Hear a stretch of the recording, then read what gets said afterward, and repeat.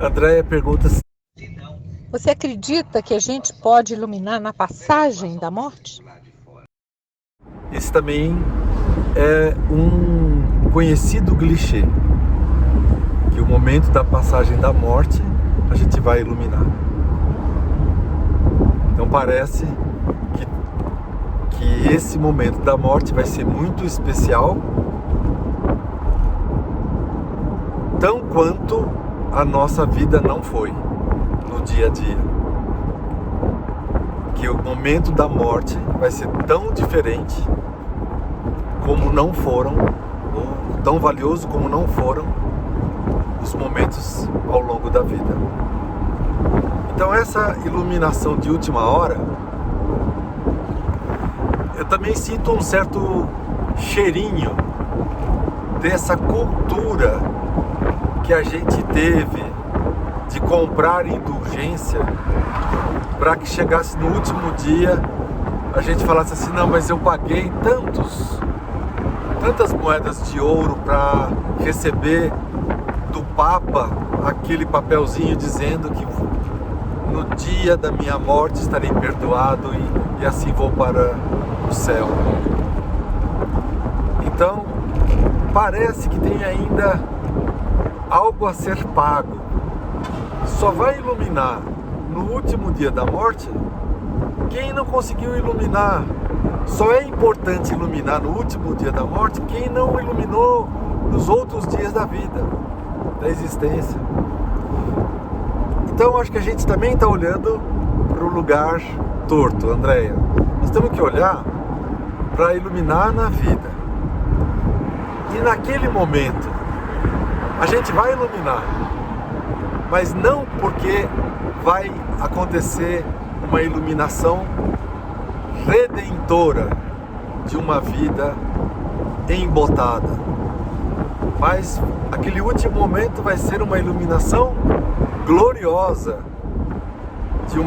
de uma vida, de uma existência em que se viveu a vida gloriosa durante ela, ao longo dela. Na hora da morte, amém, realmente machuca as pessoas. Eu acompanhei o caso a semana passada de um senhor com Covid que recebeu um atendimento terapêutico e ele estava bastante já, o fígado não funcionava, já estava bem com a saúde bem machucada e ele não entregava. E o terapeuta que esteve com ele olhou no fundo dos olhos dele e falou: você não precisa ter medo. Você não precisa ter medo. Eu lembro que com a minha mãe, um dia antes dela morrer, eu fiquei com ela de mão dada, nós ficamos horas olhando, ficamos um tempão olhando, mais de hora, olhando e de mão dada um com o outro. E quando eu pensava, estou olhando minha mãe a última vez nos olhos dela, que eu sabia que era a última vez, se eu pensasse isso, a minha energia ia embora. Eu não podia pensar em nada. Não podia pensar em mim. Só tinha que olhar para ela. E eu olhava para ela, aquele olhar lindo, brilhante dela, e eu ficava com um pequeno sorriso olhando para ela. E de vez em quando vinham umas frases em mim que eu não falava, mas a frase vinha de um lugar sadio, vinha assim: para uma pessoa boa, só acontece coisas boas. E isso vinha como se borbulhasse dentro de mim. Então eu olhava para minha mãe e falava: para pessoas boas, só acontecem coisas boas. Mas eu não falava com a boca, eu falava com os olhos. E eu falava: sim, mãe, você é uma pessoa boa. Você é uma pessoa. Você viveu e vive uma vida que valeu a pena e que vale a pena. Eu honro a vida que você viveu. Eu honro a sua vida. E assim foi o último encontro. Eu contei essa história de como foi essa conversa silenciosa naquele livrinho Sonho Sem Sonhador. Tem a versão que é a resposta do Mo ao Sonho Sem Sonhador, e tem o Sonho Sem Sonhador, que é o que veio antes. Está nesse daí. E se temos mais um minutinho para responder, eu também tive uma conversa bem interessante com a Dona Morte, um mês antes da minha mãe morrer. Em outubro, eu estava com o Mo no veleiro e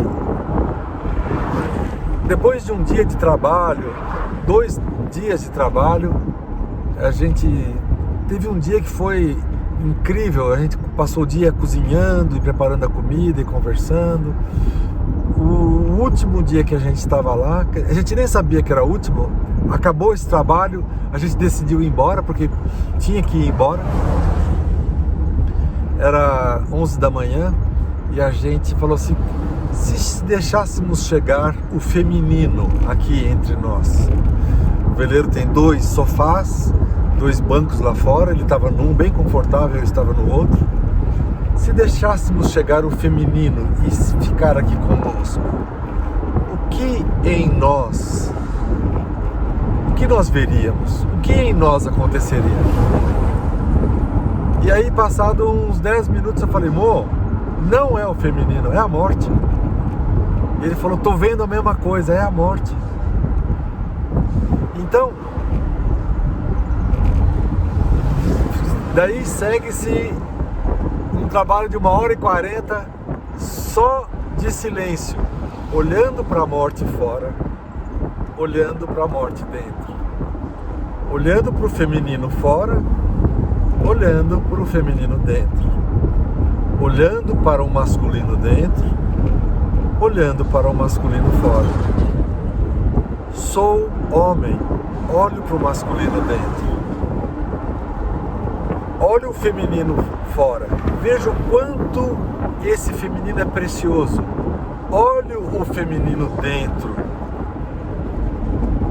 olho a existência, olho a existência dentro, olho a morte, olho a morte fora, olho a morte dentro. A morte é uma grande companheira. Ela evita que eu faça bobagens. Ela evita que eu desperdice a existência. A morte é uma grande amiga. Ela convida a ir mais devagar e observar mais isso. Convida a revisitar aquilo que passou desapercebido. A morte é uma grande amiga. Talvez por isso o moço de Assis tenha se referido a ela com o nome de Irmã Morte, uma querida irmã Morte. E talvez por isso, por ter visto aquele dia a morte dentro, e a Alexa me pediu para escrever sobre esse encontro, o que foi a eternidade daquela 1h40 que houve o diálogo silencioso com a morte. E enquanto aquilo me preparou, porque 3 semanas depois minha mãe morreu, 3 meses depois o Mo morreu daquele encontro. Foi muito oportuno aquele encontro. E quando acabou, E a gente foi compartilhar o que tinha acontecido. E ele estava sentindo uma enorme alegria de ter encontrado esse feminino que até curava nele uma espécie de vício do feminino, do sempre estar querendo mais e mais do feminino, ter uma sede inesgotável no feminino, bebendo da morte. A sede do feminino é diferente. Bebendo da água viva, bebendo do abraço da morte, da integração com a morte. É uma integração celular. As células do corpo, elas sabem quando que estamos em contato com algo maior. Essas células